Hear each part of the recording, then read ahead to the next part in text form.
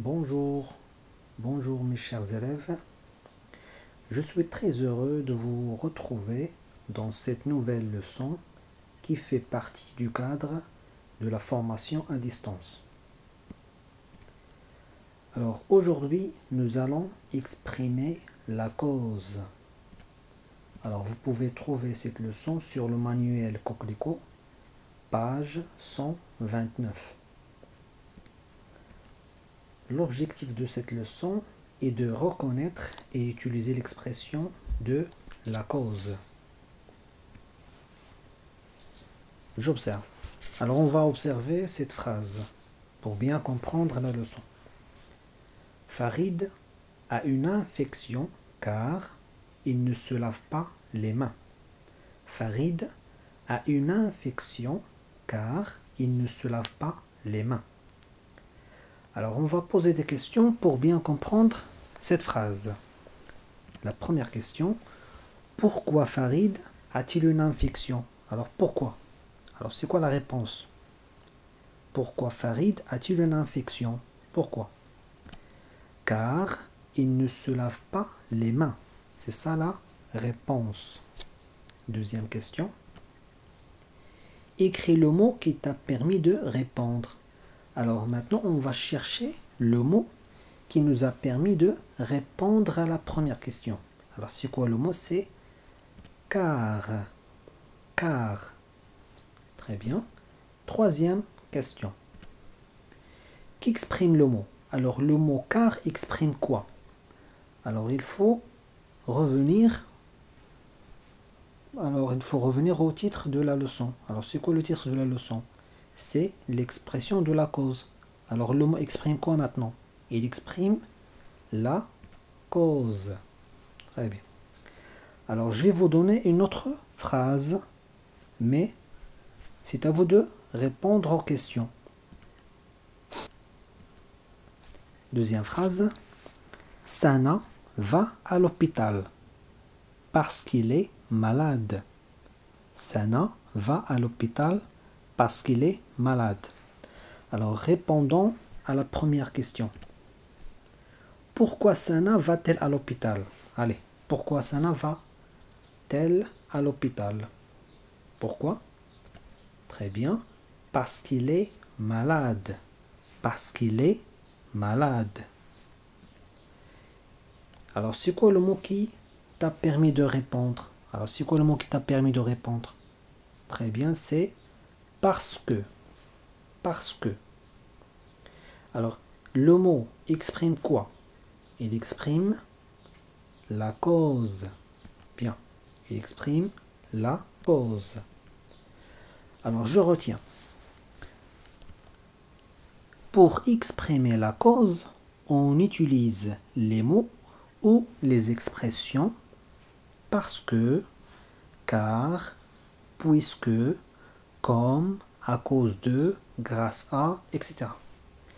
Alors, vous pouvez écrire cette leçon sur le cahier de leçons. Exemple. Il va se reposer, il est malade. Dans cette phrase, on va ajouter une expression de la cause. Alors, avant de faire l'expression de la cause, il faut répondre à la question. Pourquoi il va se reposer? Alors, pourquoi?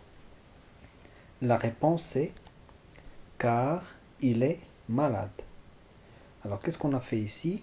On a effacé le point au milieu et on a ajouté à sa place l'expression car. Alors, on va faire la même phrase. On va réécrire la même phrase. Il va se reposer, il est malade. On va changer car avec une autre expression. Alors, par exemple, parce que. Il va se reposer parce qu'il est malade. Alors, qu'est-ce que vous avez remarqué ici? Qu'on a effacé le point au milieu et on a ajouté au milieu aussi car et aussi parce que. Alors, on a d'autres expressions, mais au lieu de faire les expressions au milieu, on fait au début de la phrase. Par exemple, il est malade, il va se reposer. Alors, qu'est-ce que vous avez remarqué ici? Qu'on a changé la place de les deux phrases. Au lieu de dire il va se reposer, il est malade, on a changé la place. Il est malade, il va se reposer. Alors ici, au début, il faut faire une expression de la cause. Alors par exemple, on va faire ici comme. Comme il est malade, il va se reposer. Alors il faut faire attention pour l'expression comme. Si vous trouvez comme au début de la phrase, c'est la cause.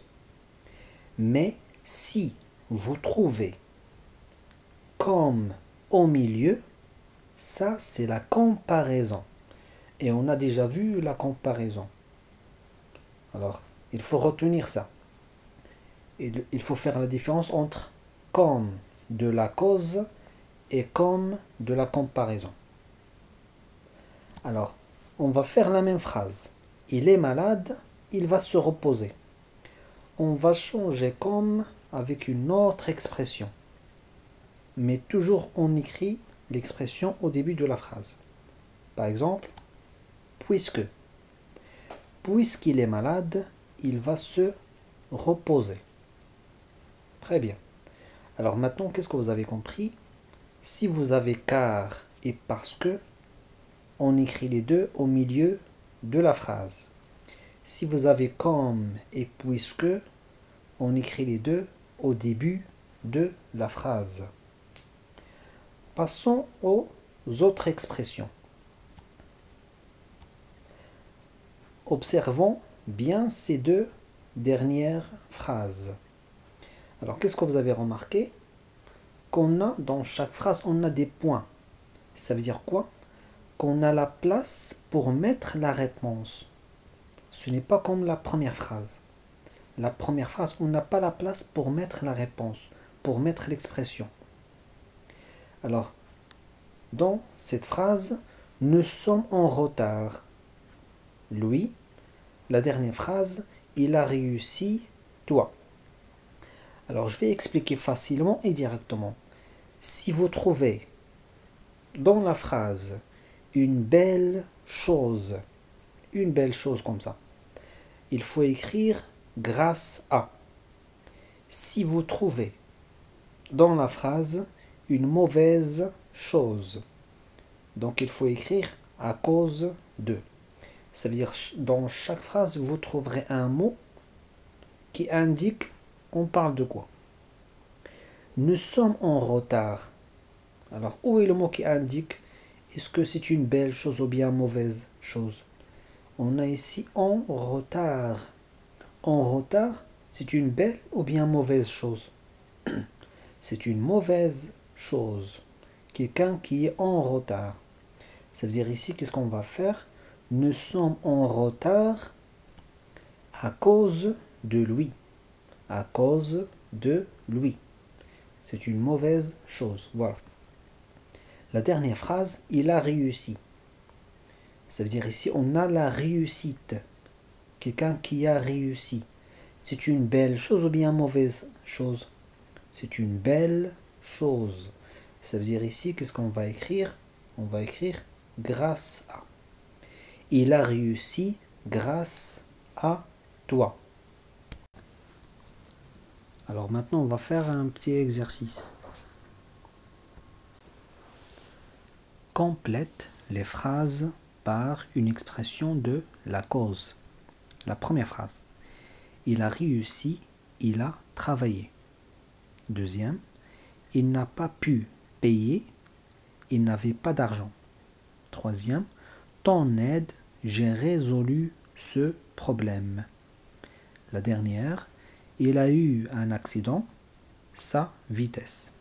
Alors ici, on va ajouter des expressions de la cause.